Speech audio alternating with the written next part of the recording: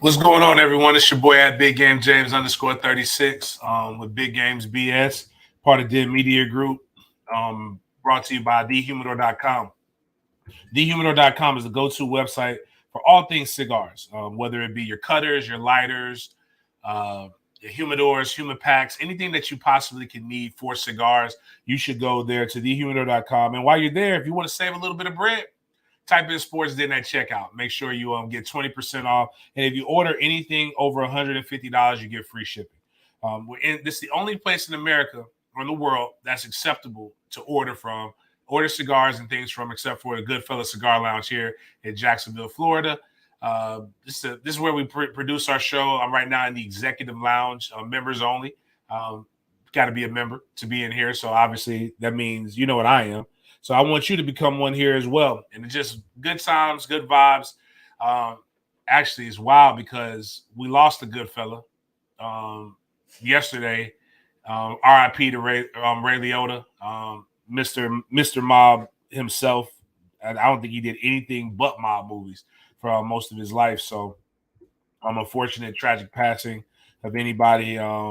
Be a great way to really just just memorize him, and just sad. A good way to be able to remember anybody is by just smoking a cigar, having a good drink, and doing a bunch of other things. Every Friday, I like to announce we do things differently here. It's called Fuck It Fridays, and what that means is basically we just say fuck it.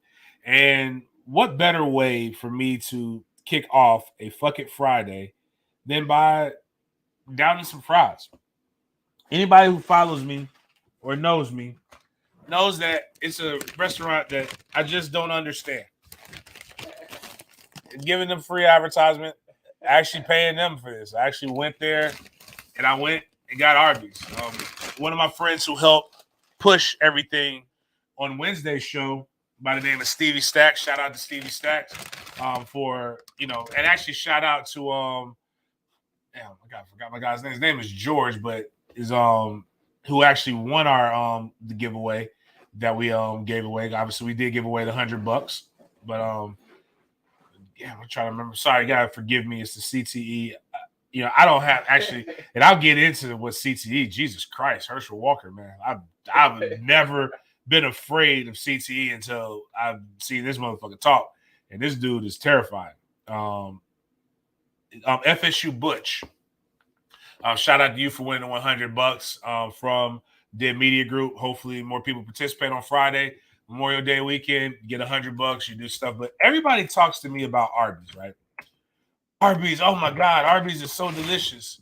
Arbys is this. Yet, I've never seen anybody in a line at Arbys.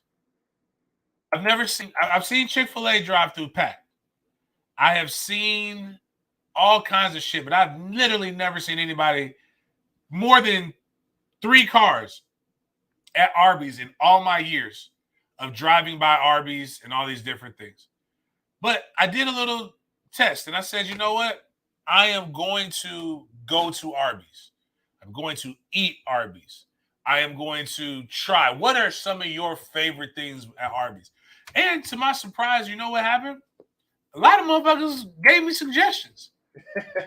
I was shocked. I've known some of these people my entire life, and I've never heard, including Miles, my brother-in-law. I've never heard Miles once say, man, you know what? Got a little hankering for some goddamn Arbys. Actually, I lied. There is one time that I saw Arbys packed. I was going to West Florida to go to Pensacola, and I had to pull over to get some gas, and I was famished. I needed something to eat. And there was an Arbys in the at the gas station. And on God, this is descriptors. I'm not judging anybody, but I saw a person in all white with the hoodie back, but it looked like it had a little point. And I saw a bunch of trucker caps with Confederate flags, and they was loving it. So I just assumed that everybody who fucking ate at Arbys, was like that. Not saying they're racist, just assumed everybody that ate at Arbys was white. But I saw so many black people. Arbys united the nation. And I'm going to tell you there's a lot of, I'm giving my basically the first part of my show is my breakdown of Arbys. I'm going to tell you that a lot of people have to put a lot of goddamn sauce in Arbys. Like, that's what I was told. I was told to get something called Red Ranch. Red Ranch looks nothing like ranch. It looks like barbecue sauce. I haven't tasted it yet, but I'm just letting you know it doesn't. And then the Arby's pack, Arby's sauce. If the Arby's sauce is what I remember, it's just brown. It's just red sauce. I don't remember flavoring. Don't remember it tasting like barbecue sauce. I do remember fondly when I used to come home from my varsity games from long trips that they gave us Arby's roast beef sandwiches, and they were the driest goddamn sandwiches I've ever had. And maybe that leads to why I have such a bad experience. But you're going to see me in real time, no lies, get that. I got jalapeno bites. So this is one of the jalapeno bites. It's hard to fuck up fried food. So let's try this, see what happens. Oh, man. All right. I fucks with jalapeno bites. I ain't going out of my way to get a jalapeno bite. But the jalapenos not jalapeno in though. But then again, to their defense, I eat a lot of spicy food now. So it might be spicy to normal people, but that cream cheese was pretty good. And you know there's not going to be a line when you get there. That's true. Now, if I'm hungry, I can just go to that motherfucker and just go. Let's try this. Now, you know, somebody told me, James, you got to get the mozzarella sticks, bro.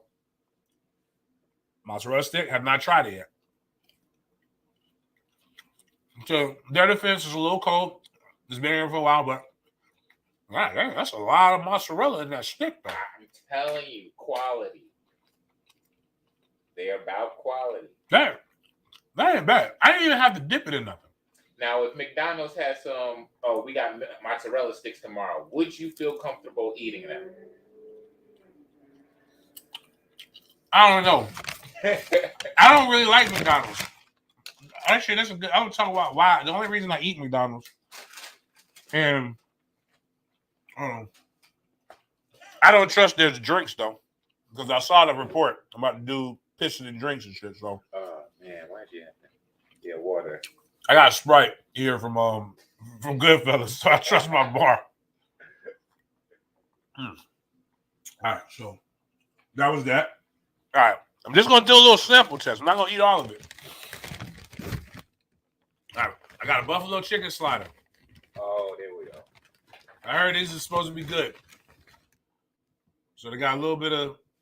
I'm assuming that's blue cheese on that. And if you know, from 2 to 5, you get them for like $1. But of course, it's 2 to 5. That's when everybody's working. But the only day off, you can slide through. It's not bad. I kind of like the bread. The bread is doing it for me. You can get them on Hawaiian rolls too. What? They had it on Hawaii? They had it on fucking Hawaiian rolls? You get them on Hawaiian rolls as well. Yes, sir. Why is that a choice? We should have led with that. All right. So now we're getting into what they're known for. Oh, this isn't what they're known for. This is the new burger. Is that the Wagyu? The Wagyu. Now, I like Wagyu steak. I love a good Wagyu steak. It's expensive as shit. Makes me feel accomplished. So let me see. Like you said, that's a solid size. That's a thick steak. Yeah. It's a thick burger. Not too bready. I'm a little nervous. They sell cold cuts. They don't sell. They don't do burgers. Looking like a good burger. Man. Welcome to Good Burger, home of the Good Burger. It's good pickle placement. I went in the bad pickle. That was good. I mean, hey, it's not seasoned enough for my liking, but considering, shit ain't bad. All right, now to what they're known for. Sorry. Now, my boy Blake, one of the few attorneys that I trust, told me that, excuse me, I don't know if I'm allergic to their food. Boy Blake told me this is the Red Ranch. Red Ranch doesn't look like ranch. And I love ranch dressing. And I told Blake, called him on my way here. said, Blake, why does the ranch look like ranch? It's like Polynesian sauce. It's like sweet and sour sauce. I was like, well, that's not ranch. That's two different things. But he said, just trust me. I haven't steered you wrong. He's an attorney. I don't trust many attorneys, but he's a good one. Gosh, that's a lot on that burger, boy. Yeah. So we're gonna put a little bit of this red ranch. Here, I'm trying. I ain't gonna put all of it on because I got to do a show. I can't eat the whole show. I promise she's gonna pick up, but I just had to, I had to do this stuff. People don't. There's a lot of fake people out here in this world. My boy FSU Butch realizes that I'm real now. Now I tell you, I'm gonna give you some money. I'm gonna give you some money. I tell you, I'm gonna go eat something. I'm gonna eat something. I like to partake in the best, in the finest of things. But let's try this with the red ranch. Woo! Hey. Hey, hold up, man. Hey, hold the fuck up, bro. Oh, I gotta take another bite. This shit was kind of. I don't know if it's the red ranch or if it's because I hate roast beef. Roast beef is like one of my. If you told me, James, it's turkey, ham, anything else than roast beef, I'm not eating roast beef, man. Now, busting out the bun. That red ranch, though. I'm eating my fries with that red ranch. Gotta save some of that red ranch for later.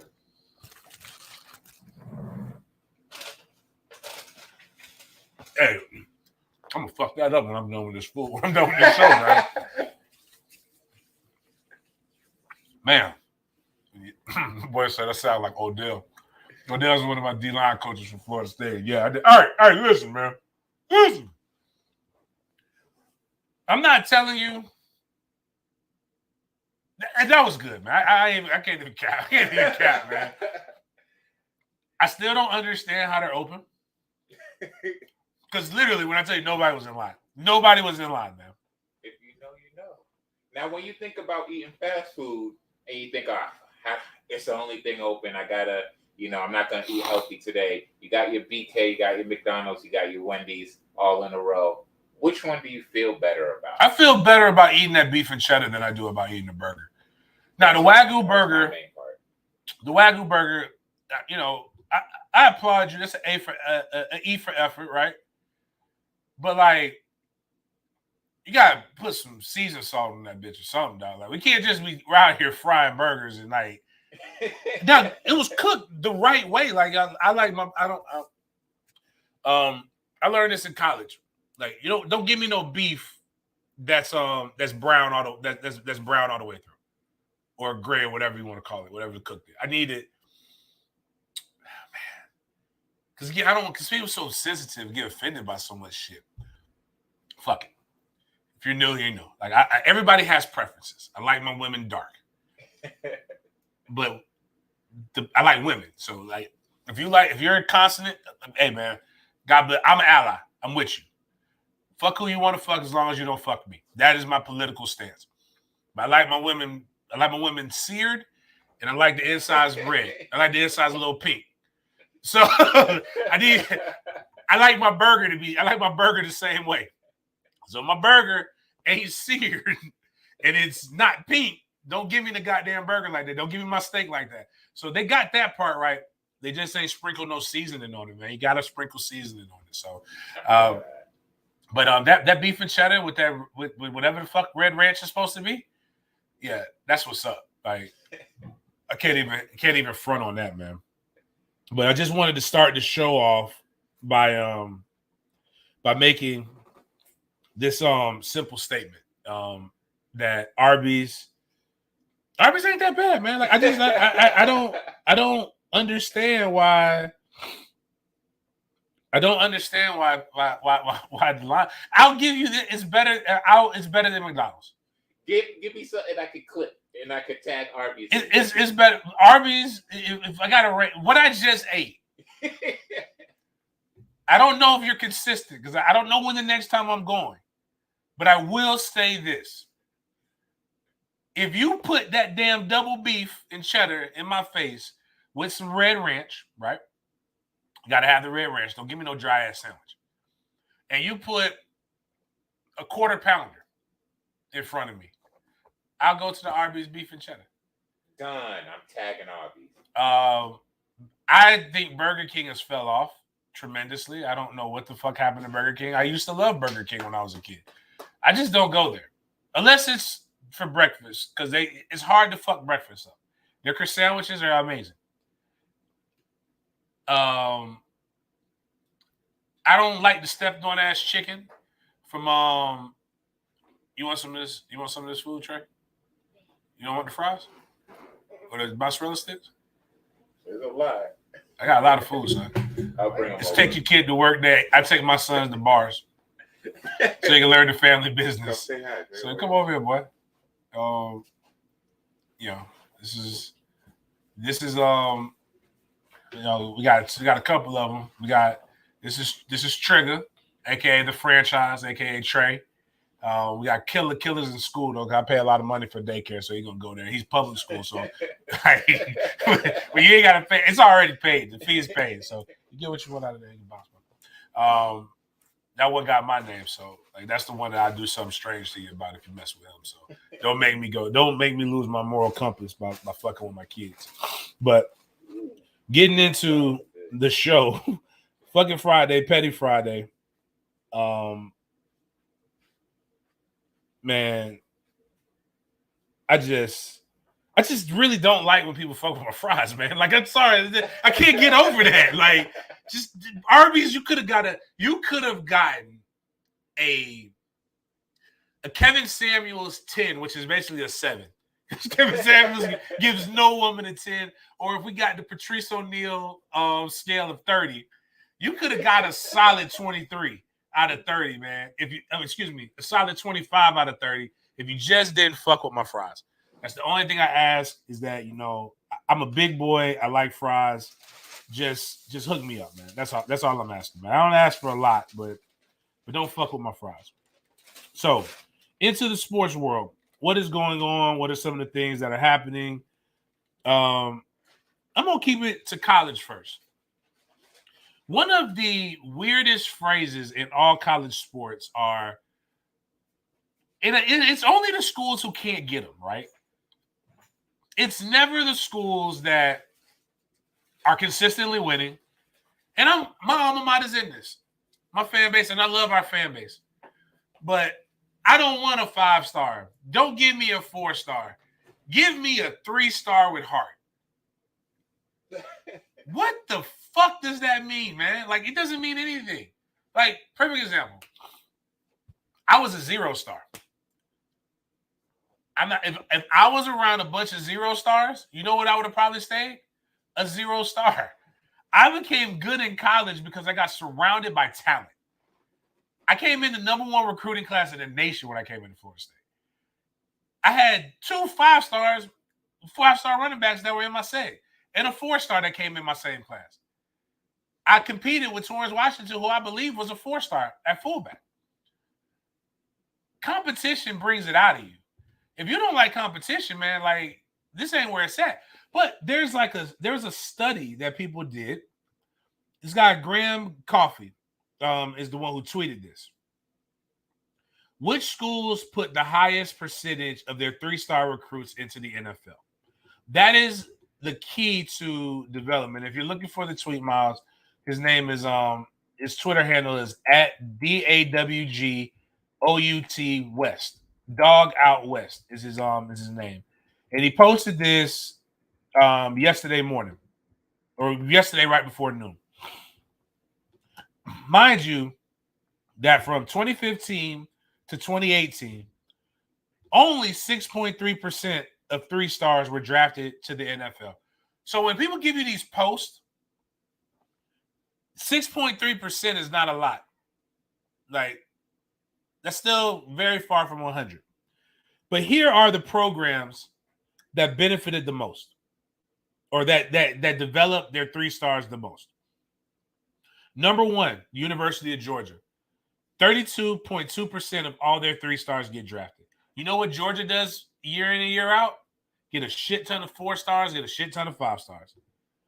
The University of Florida actually does a pretty good job. 22.4%. Penn State, 20%.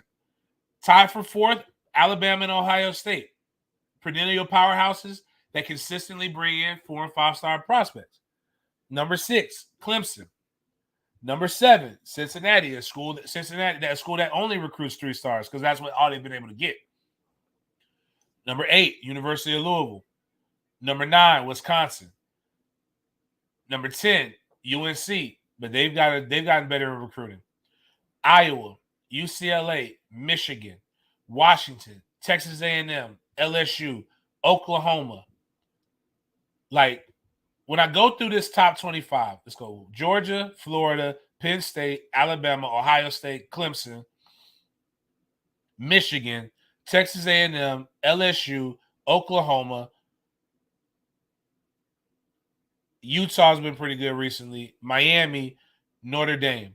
So you've got almost 15 of the top 25 in developing their 3-star prospects. They're getting drafted. Are guys that are perennial powerhouses. Wow, that was a bad way to say it. Perennial powerhouses that literally have championship expectations when they go in and year out. Now, the schools that do, the school that finished 68th? Florida State. We're the worst on this list. 3.3% of the 3 stars with heart that you guys love so much do not get drafted when they come to Florida State. And what's wild is we have a lot more 3 stars than Georgia does. It's not about the star per se as much as it is about the development, the system, and who's around said star. To develop, you have to be around other people who are of note. The saying is iron sharpens iron. It's not pillows make pillows tougher. You either rise to the occasion or you fold. It's if you have the heart that people say when you come in and you see guys who are more talented, who are more physically gifted, who are better, who are just smarter. You literally have to rise to the occasion. Using myself as an example, the guy I came in with another true freshman. I had to compete with the redshirt freshman, who was the hardest hitting linebacker in Alabama when he came out. Me and BJ Dean were converted linebackers. But I knew that I could not just rest on my laurels. I had to be better. I had to produce. I had to keep doing shit so that I could play. Now, mind you, I was going up against AJ Nicholson, 4-star, Sam McGrew, 4-star, Buster Davis, 4-star, high 4-star. All 3 of those guys were All-Americans. Kendall Pope, Michael Bulwer, college All-Americans. Dude named Gerald Hudson, a.k.a. Black Ice. He was 6'5", 275-pound Mike linebacker. I came in at 215. You had Allen Augustin, who was really, really good. You had Ray Paquan, who was good. Shout out to Ray I hope he's going to win that Muscle Fitness magazine. One of the magazines, my man is like a beast, shredded, workout warrior now. You got Ernie Sims that came in 5-star. Actually, one of the highest ranked linebackers and prospects that ever come through Rivals. You had 4-star after 5-star after. These are the motherfuckers I'm hitting every day in practice. I'm either going to get better or I'm going to get my ass whooped. People who make these statements, I want a 3-star with heart. You weren't anything in life. And I'm not saying that as a knock to you, but I'm saying that as nobody who's elite thinks in the manner in which you think. I, again, was a no-star, and I won 5 stars. I'm not saying don't bring in the no-star, because sometimes you got to bring in these guys, but like, the exception does not prove that the rule is not true. Like, the teams that consistently win, what we saw in that national championship, in the 2 teams that were the top 2 teams in the nation, Alabama and Georgia, that was a heavyweight slugfest. When we saw Georgia play against Michigan, you saw a solid ass whipping. Michigan could not compete. That's because Alabama has 5 stars backing up 5 stars who are backing up 5 stars. I mean, Georgia, excuse me. It's also why, like, I saw something that somebody shared with me from a message board that said, name, image, and likeness is just going to make kids go walk on to other schools because they're going to be able to get as much money in an NIL deal as their scholarship. Only losers think like that. The goal is to get to the NFL. By the time my son gets to the NFL, hopefully, rookie minimum will be about probably $1.2 to $1.5 million. There's not an NIL contract that can compete with that consistently for the average kid. If they're not NFL, if there's no potential for them to go to the NFL. The goal to get the NIL, you gotta have aspirations for the NFL. The only way to have aspirations for the NFL is if you actually have an elite mindset, the mindset of the 2% of the 2%. You gotta be better than everybody. And the only way for this to happen is for you to go where you can compete. But you can't compete if you can't get on the field. So if you're a 4-star, why the fuck would you go to Alabama and walk on when you could go to Miami or go to Florida State and star? It's a combination of all these things. Now, if you're the top 50 prospects in the nation, then you may go somewhere and you may be swayed by what the NIL is. But the reality of the situation is about getting on the field. I'll be honest with you. I actually talked to a kid in the stand at a university, and then I talked the other day, and I found out how much I actually got upset that I talked to a kid in the stand. I ain't gonna lie. That's a situation where the NIL was like, hey, man, go get that motherfucking money, bro. Just keep in touch. Let me know how things are going. Let me know how the other side lives. But you'll be surprised. A lot of these kids, their dream and their aspiration is to not just go to college and not just make a couple dollars, but to change zip codes for their mama. And you can't do that if your mindset is stuck on the present. If you chase the NIL, you'll miss out on the NFL, which is the end goal. No matter what you guys have been trying, people have tried to cram down your throat, or what you want to believe. Now, there's also stuff like with the NIL that, with 3-star, since we were talking about that, like not all 3-stars are created equal. Like Jordan Davis was a 3-star, and that's the big D tackle from Georgia that ended up going to Philly. I actually know one of the guys he works for now up in Philly, and I was talking to him. I said, "That's a large man," and he said he is massive. And I don't know how he was a 3-star, but he was. Now he's not. Moving into things that, as a father, decisions that I have to make. You just saw my namesake. He's probably gonna play tackle football in the fall. I got a chance to meet with the program that he's probably gonna play for. Felt really, really good. He'll be there for conditioning. His mom was worried, but she's worried like all moms. But for the first time as a dad, I was a little concerned. Not because I've coached my son every step of the way. I really don't like coaching. But it's because I'm like, man, is my son ready to take these hits? And is he too young? And I've always said CTE is a myth that is created by tree-loving, bunny-hugging liberals that want to see violence and see masculinity decreased and taken away. Everybody who either commits suicide that was a former football player or does something bad, they sprinkle CTE on it. It's kind of like every black person that gets arrested or gets shot by the cops that always has this rap sheet like he smoked weed when he was in middle school. Look at him. He was a drug dealer. Like you gotta sprinkle something on it to make it more believable, to make it just when it really could just be like the person made a fucked up mistake or the person's a fucked up individual, which is true. As I always say, there's duality. Multiple things can be true at the same time. But when you look at a lot of the guys' brains, they struggle with alcohol abuse. They struggle with substance abuse in general. They did a lot of things that make your brain Swiss cheese. It wasn't just about the fact that, it was the hits. Now, I'm not suggesting that a human running into another human at 20 to 25 miles per hour is safe or sane. But what I am saying is that let's just not say that football is what's causing all these motherfuckers to go off and do shit. And I still believe that, but then two football players have been in the news a lot. One more so than the other. And congratulations to Herschel Walker on winning the Republican primary in the state of Georgia to try to go and be a senator. He's going up against Reverend Warnock, who's been in the Senate for some time. I'm not saying that I didn't know, but before I found out about this, I didn't know Herschel had mental health issues. But I just want to let people know why this is coming from a guy. I'm a registered Republican. I'm not afraid to say it. I'm black, but I vote common sense. I came out of gang culture. I don't vote all red and I don't vote all blue. I vote based on who I feel meets my needs, and not just my needs, because I'm good.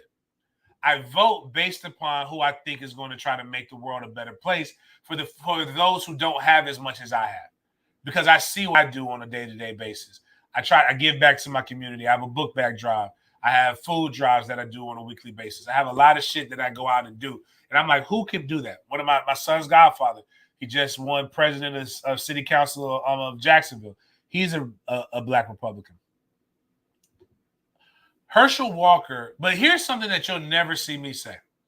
I will never say that a guy who is clinically diagnosed with schizophrenia and multiple personalities is the best to run for any political office, because I don't know which motherfucker I'm voting for. And what I mean by that is just even some of the statements that he makes. Kids just got slaughtered. And again, this is probably the most pro 2A show that you'll ever find. I literally get paid by a gun company.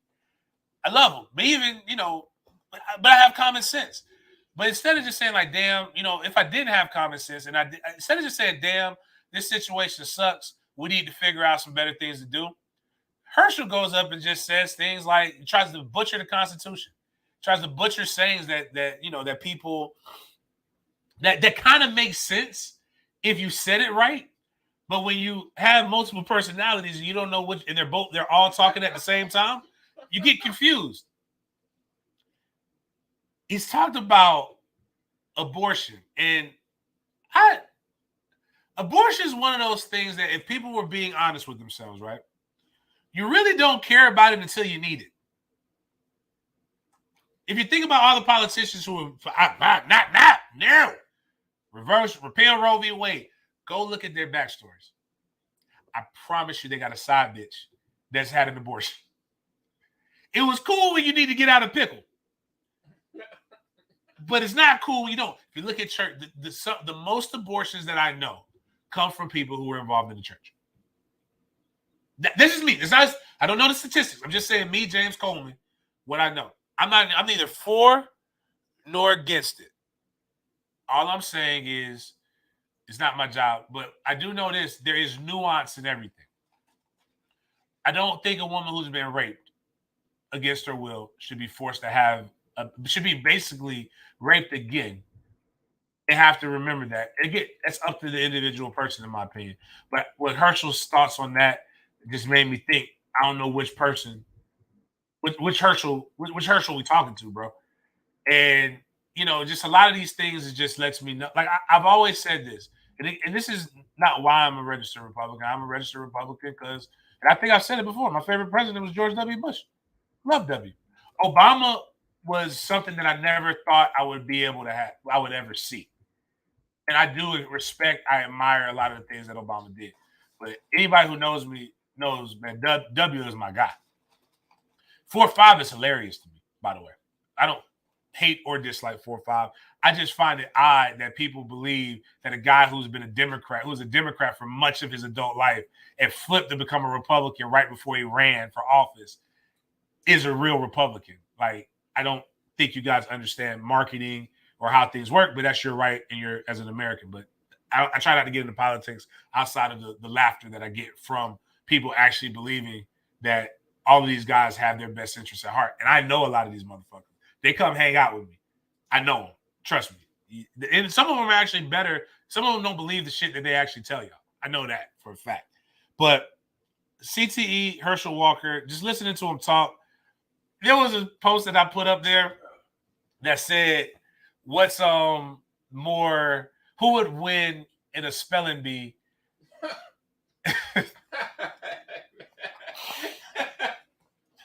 Kendrick Perkins or Herschel Walker, and I just chuckled, man, because if your life depended on it, who could you get to spell this word? And I was just like, and one of my friends said, "Hey, just tell my kids I love them." And so I thought that was hilarious.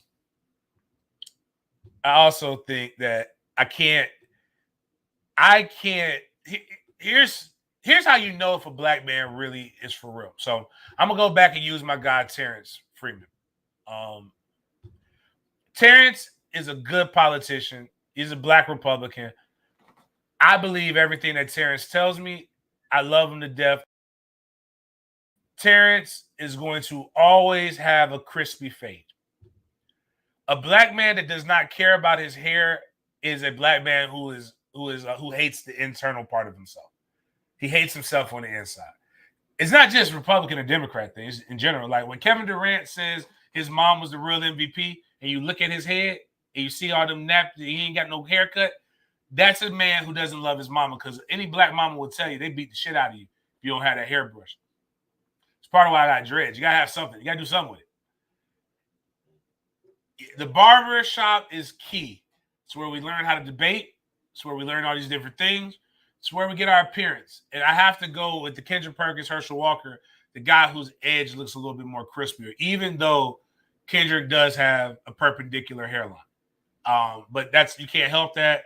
That's genetics sometimes, but you can look at this and be like, hey, my guy sees he's on camera every day. He got to do something. That's Kendrick's on TV. That's Herschel doing a press conference post the tragedy in Texas. And that man didn't have 30 minutes to go get a tape. If he ain't got 30 minutes to go get a tape, that man doesn't have the time to read a bill. Those bills have got a lot of language in it. But, again, congratulations. Love to see football players doing main things. I will say Herschel has me a little bit terrified about my mentals in 20 years. Another person that has me really questioning is a little closer to my age. That's one, Ricky Williams. Ricky Williams, again, guys play my position. Now, Ricky smokes a lot of weed too, but I don't think the weed has anything to do with why Ricky did or said what he wanted to say. But Ricky Williams is a progressive guy, kind of like Dwayne Wade. Dwayne Wade says he's not the leader in his marriage, and Gabrielle Union leads it, and blah, blah, blah. More power to you, female empowerment. Jay-Z has a hyphenated last name. Ricky Williams changed his last name. His name was Eric already, but he took his wife's last name, Miron. M-I-R-O-N. And I don't have a problem with that. I have a problem with his rationalization. His wife is Caucasian. I don't have a problem with that. Love who you love. Again, remember, my political philosophy is fuck who you want as long as you don't fuck me. But Ricky changed his last name from Williams because Williams was a slave name.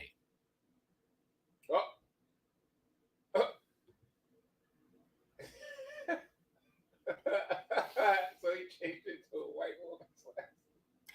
I'm not suggesting that she's racist or anything.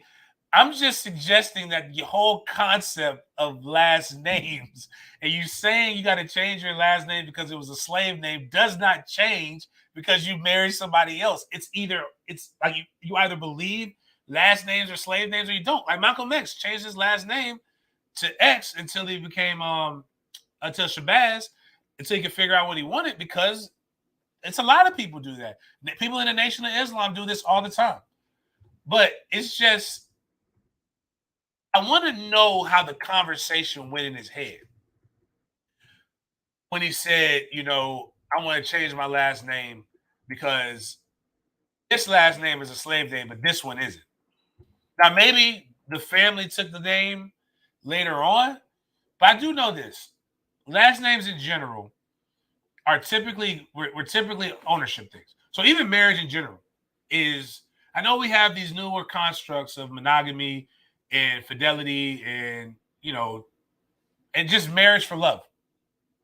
Marriage for most of the existence of marriage is about wealth building and things of that nature. And it's about the transfer of property. I give you my daughter, you give me 100 pigs, or you give me 100 sheep, or I give you my daughter, you give me this land. You give me a dukeship, you give me this. It's always been a wealthy thing. Last names in general, you have most last names were given to people based upon what the occupation of the person who was basically the father, the patriarch. Coleman, my last name, I would assume probably had to deal with somebody doing stuff with coal. A lot of the things is just like, if you go back and you break it down, they'll tell you the origin and blah, blah, blah. I don't know who owned me. I don't have, and there's a lot of other reasons people change their last name. I thought about changing my last name most of my life, not because of slave implications. It's because I didn't like my daddy. I've talked about my dad's relationship. Very complex. I forgave, and I realized my father did the best that he knew with the information that was given to him. Still doesn't absolve him from failing as a father. It just means that I can forgive him and give him a better chance, opportunity to be a better granddad. But I was going to change it to Watkins. And that's my grandmother. Those are my great uncles and my grandmother's maiden name.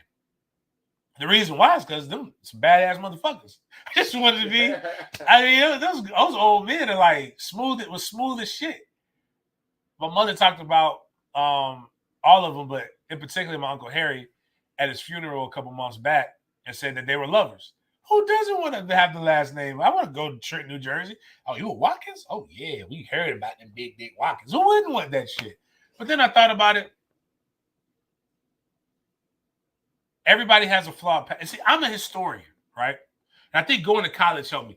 I want to know the good, the bad, and the ugly about everything. Don't hide it from me. I'm a big boy. I can take it. I learned about the transatlantic slave trade. I also learned about the Muslim slave, the Arabic slave trade. I learned about a lot of different things, and they're all bad. It doesn't make me hate people. It's just how we got to where we're at right now.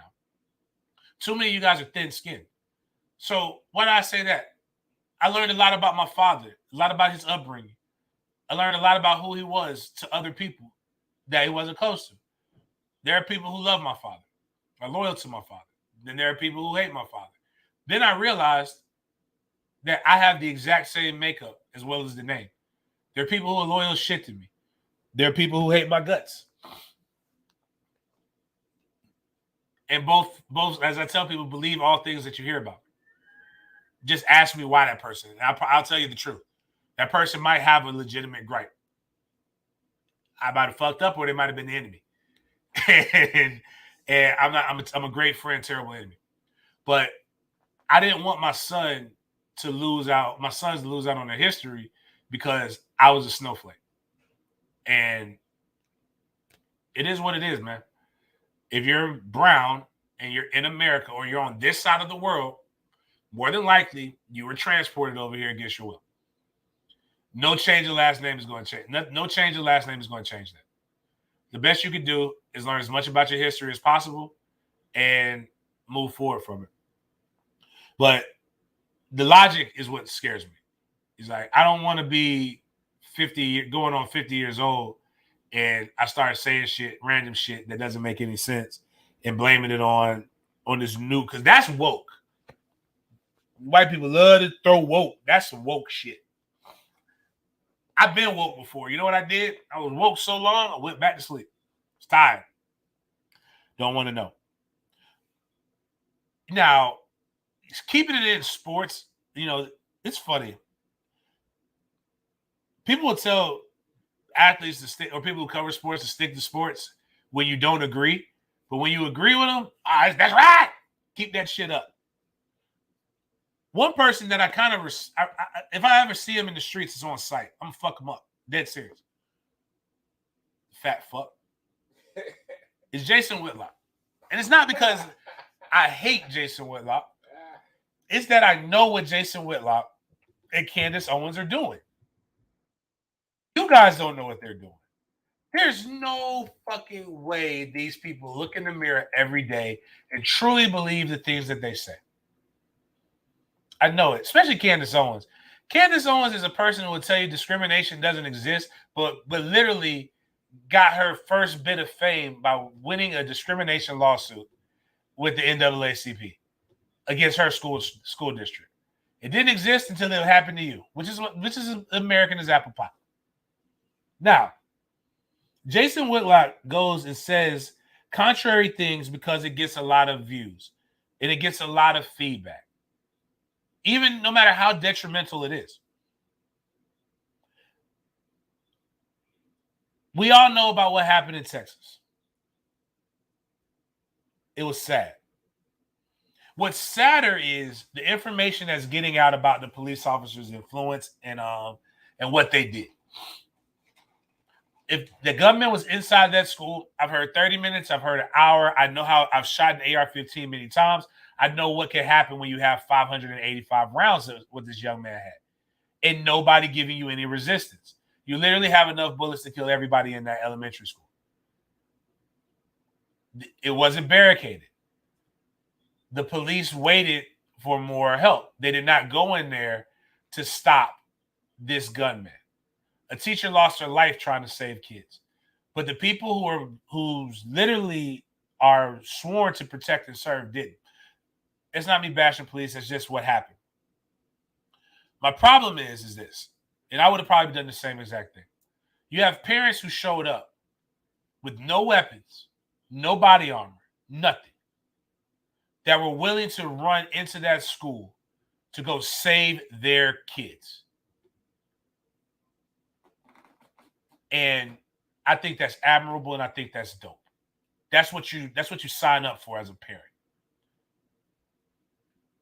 But if you're not willing to go do your job, let me go do my job. Instead, there's video of police officers armed to a T, stopping, pulling tasers on parents who just want to go make sure that do what they're not willing to do for their own child. That's a fucked up scenario, man. And it's fucked up on its own. But maybe police have protocol. Maybe as a person who doesn't understand it, you can just say sometimes the only opinion needed is, man, damn, that looks fucked up on the outside, right? So a guy says, I never thought I would see armed Texans standing around while a gunman was killing children in the schoolhouse. Something has gone very, very wrong. Jason Whitlock, I'm not defending the action of the officers. But, now anybody who knows English language, the minute you say but, it basically neutralizes everything, because you're about to be contradictory to what your statement was. We've demonized law enforcement to the point that there are far fewer rewards for being a hero, for taking risks. When your culture makes George Floyd the hero, real heroes stand down. Cultural rot has consequences. Now, listen, I don't give a fuck what you believe about George Floyd, but I think the reason why people were upset about that wasn't that George Floyd was arrested. It's the fact that somebody stood on George Floyd for over, was it 8 minutes or 6 minutes? Doesn't matter. The man died with somebody's knee on his neck. That's the reason why George Floyd is talked about. It's not that he was an icon. I don't want him on a stamp. I don't know him. I just know I don't want that to happen to me. But this is what I will say. Police officers do get a bad rap. Police officers also know why they get a bad rap. It's the few. It's the bad apples that they always say. But one thing you know about bad apples or bad produce is a bad apple can spoil an entire bunch. That's why you get rid of the bad apples. I've got many police officer friends who will always tell me, be careful. They'll tell me things like, yo, you got to watch out for this police officer. No, I should not have to watch out for this police officer. You should watch out for yours. No other profession gets this kind of leeway than police officers. and you're not in a war zone. Statistics, there are more children who have died of school shootings than police officers this year. There are more teachers. There are more nurses. There are a lot of other worse professions that have more people die. More police officers annually die of heart attacks than they do in the line of fire. That doesn't make it any less anytime they do die. What I'm telling you is this isn't Afghanistan. This is America. Now, I will tell you as a guy who married into the military, at 18 years old, my son's mother had more restrictions on who she could shoot and kill in an actual fucking war zone than police officers do here in America with civilians. As they all say, you go over there, you kill the wrong. I can't even say. I want to say the word, but I can't. You go over there, you kill the wrong person over in a war zone. You're going to the brig, especially if they find out. We have rules and laws and we have rules of engagement in real war zones, except for we have police officers saying they're getting ready to go to war with no rules of engagement. In Houston, we just saw a guy get pulled over and a police officer tell him to drop his gun and shoot at the same time. I have, really, to be honest with you, if everybody got shot, nobody would have anything to complain about. The problem is the way that it's kind of, like, it seems like the training is better in some places. Like the guys who did the Buffalo shooter, like they need to train all police officers on how to act properly. Because they apprehended this kid without him dying after they knew he killed that many people.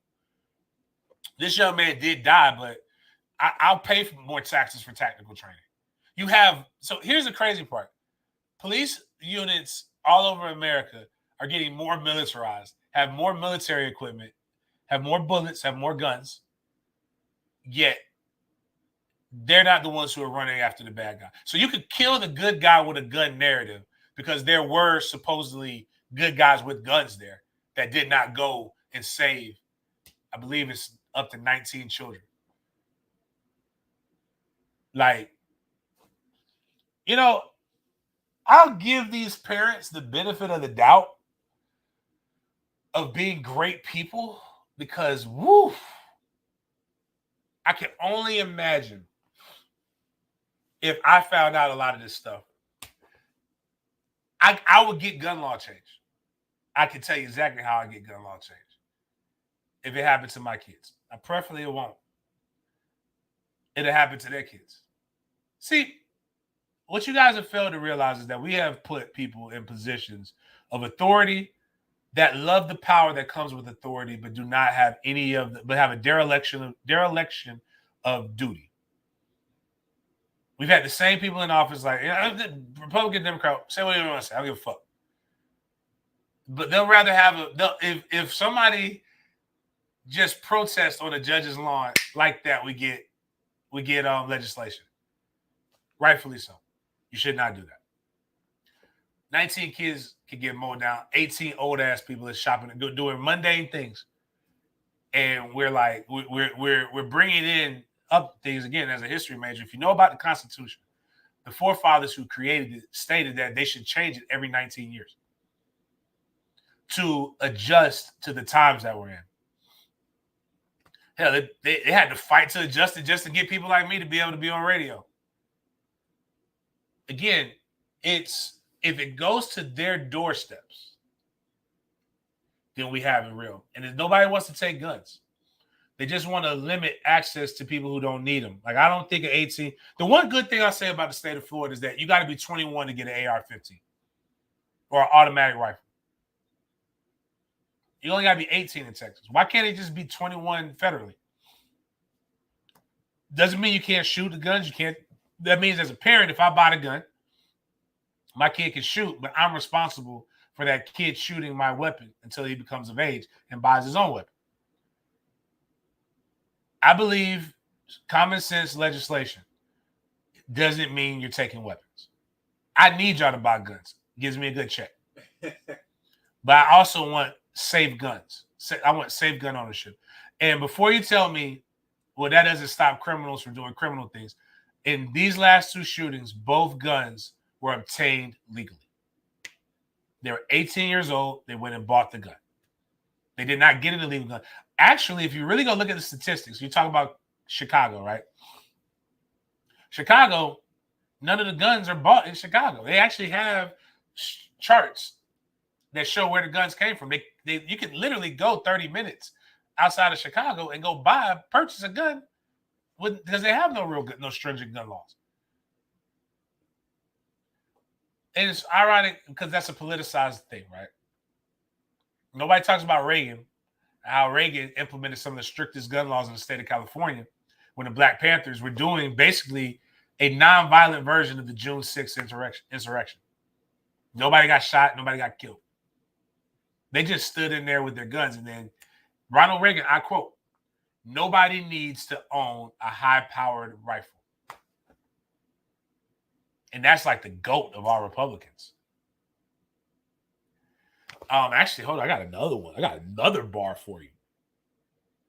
Conservative justice. Hold on. Let me find this for you. I want to make sure I like to read these things as accurately as possible. Yeah, I mean, and as far as people worrying about usually criminals are going after criminals. Yeah, it's not like that many innocent victims compared to a school shooter. Warren Burger in 1990, this is the I quote, "The gun lobby's interpretation of the Second Amendment is one of the greatest pieces of fraud. I repeat the word fraud on the American people by the special interest groups that I have ever seen in my lifetime. The real purpose of the Second Amendment was to ensure that state armies, the militia, which we now have National Guards, would be maintained for the defense of the state. The very language of the Second Amendment refutes any argument that it was intended to guarantee every citizen an unfettered, that's your word of the day, go look it up if you don't know what it means, right to any kind of weapon he or she desires." That was from a conservative justice on the Supreme Court. Did you know in the 1990s it was damn near impossible to get an AR-15? Again, I like shooting them motherfuckers. Them things are fun to shoot.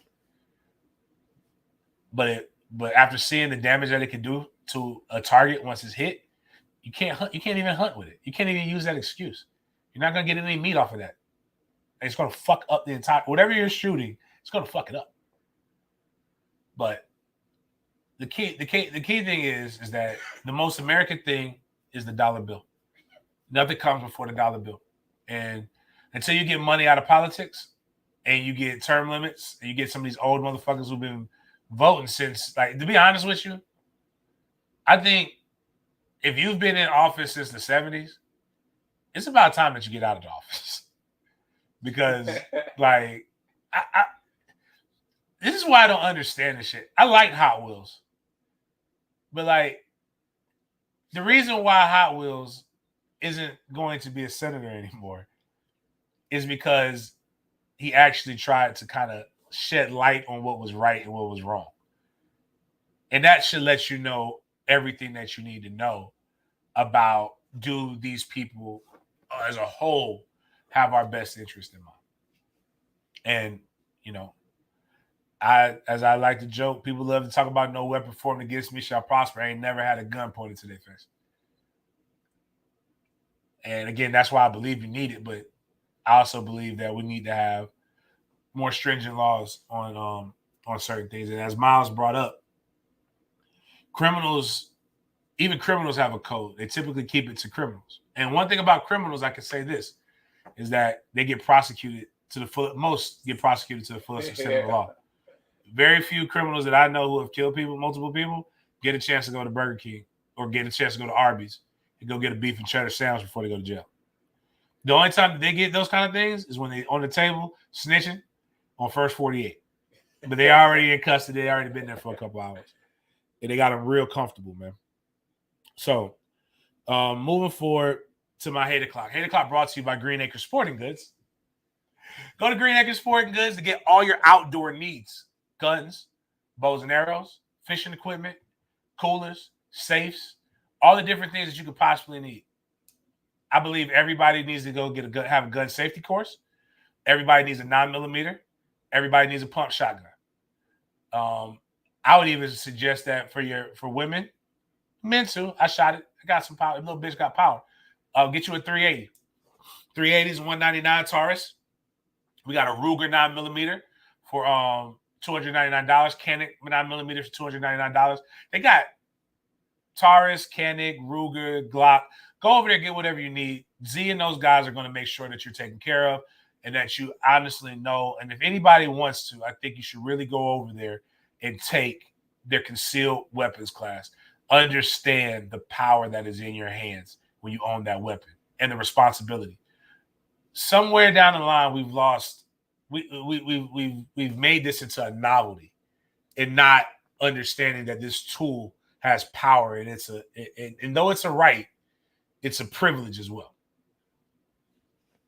Now, I saw a few things over the last couple of days that have just made me scratch my head. One of them being the fact that we are all classically conditioned to, basically we've all been marketed to believe the things that we believe.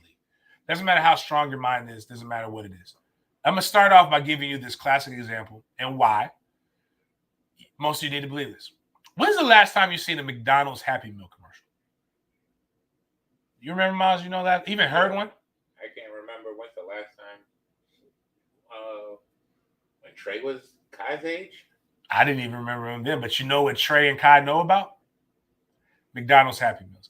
McDonald's exhausted so much money in the 80s and the 90s in conditioning all of us to believe that the Happy Meal was the greatest thing on earth. And that little 15th of a penny toy that they got manufactured was the coolest thing that possibly ever happened. To where now they don't even have to market to you anymore. Your kids just know. You know, if you need to get your kid to shut the fuck up, go get them some McDonald's. My 3-year-old is conditioned. He wants chicken nuggets, French fries, apple slices, and a toy. He knows what he wants. It's just something that they did so much to me and his mother that we just know McDonald's. You don't even have to see the commercial anymore. They don't even give you commercials about jobs. Remember how they made everybody, Calvin got a job. Calvin working, dropping fries and flipping burgers. And they made it seem like he was the hood hero. That's just one example. The bigger example is this. Now, on a smaller scale, anytime that I see wings, a flyer with wings or a flyer with pictures, with clouds in the picture, I automatically assume that it's an obituary or somebody's died.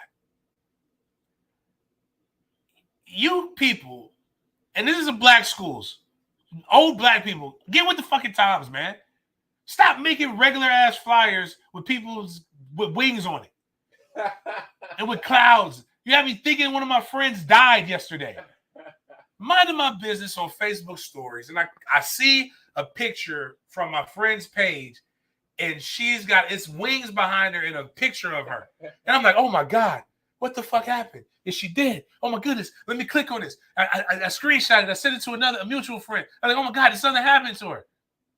Then I read it. I said, shit.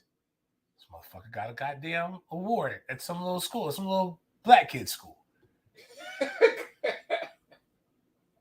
I see a flyer. Oh, a flyer with clouds in the sky. Oh my God. Oh shit. Bobby's on the flyer. What the fuck? Bobby, are you dead? Oh shit. Bobby's doing a show. Bobby Brown, a good friend of the show, good friend of ours, is blowing up in comedy, but like shit. Thought Bobby was dead. It just turns out that Bobby was doing a comedy show and they just put him in the clouds. I don't know why they do that. Why would you do that? It's the only thing worse than this is putting MLK on club flyers. MLK weekend. Like MLK, which we do know some of the things behind the scenes, but MLK wasn't going to strip clubs, tossing up 100s, which it wasn't like Black Lives Matter. This man actually used your tithe money to do some shit. And my last thing, before I let everybody go, and I appreciate that.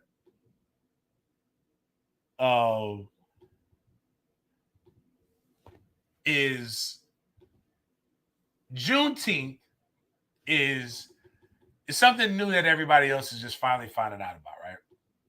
I've known about Juneteenth for some years. Actually, it's May 20th is the state of Florida's the official day that all blacks were freed in the state of Florida. June 19th is the date that was the last official date because Texas was the last state that officially abolished slavery. And June 19th is the day we memorialize it. We do all these different things. Man, I'm fucking up the English language today. And it's a great holiday. I think for whatever reason, when it comes to Black people, Americans get like real like crazy. Like, why do they need a holiday? Like, why don't you just take it as an opportunity to get drunk and eat good food? Like, nobody says that shit about St. Patrick's Day. Nobody says that shit about Cinco de Mayo, which isn't even what most of us think it is. Nobody says this shit about Hanukkah. Like, I had a friend say, why don't they celebrate a Jewish thing? I'm like, dog. Like, because this isn't Israel. This is fucking America, man. And we do celebrate Yom Kippur. We got people who do Ramadan. I will personally, if you're a friend of mine, you're a minority, and you got something that you want to celebrate, let me know. Because I ain't going to be the one to say, wow, I don't know why we got to do this. Nah, bitch, I want to turn up with you. I have seen the Ramadan pictures. Maybe, have you ever seen the Ramadan? Like how these motherfuckers eat? No. Ooh, they feast. In the morning and night. It's like a big-ass table with all these delicious Arab foods. Like, at least they look delicious. I don't know if they're good or not, but like it is just like they all sitting there, pigging out, living life.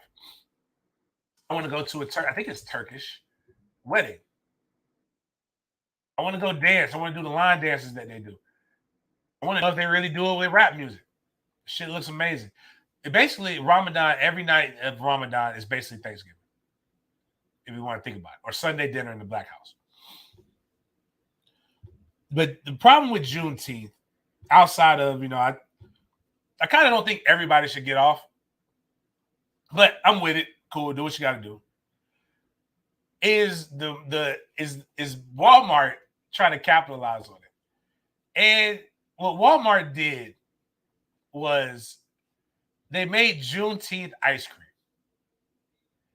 And what they did was Juneteenth ice cream is three of the most delicious desserts combined into one.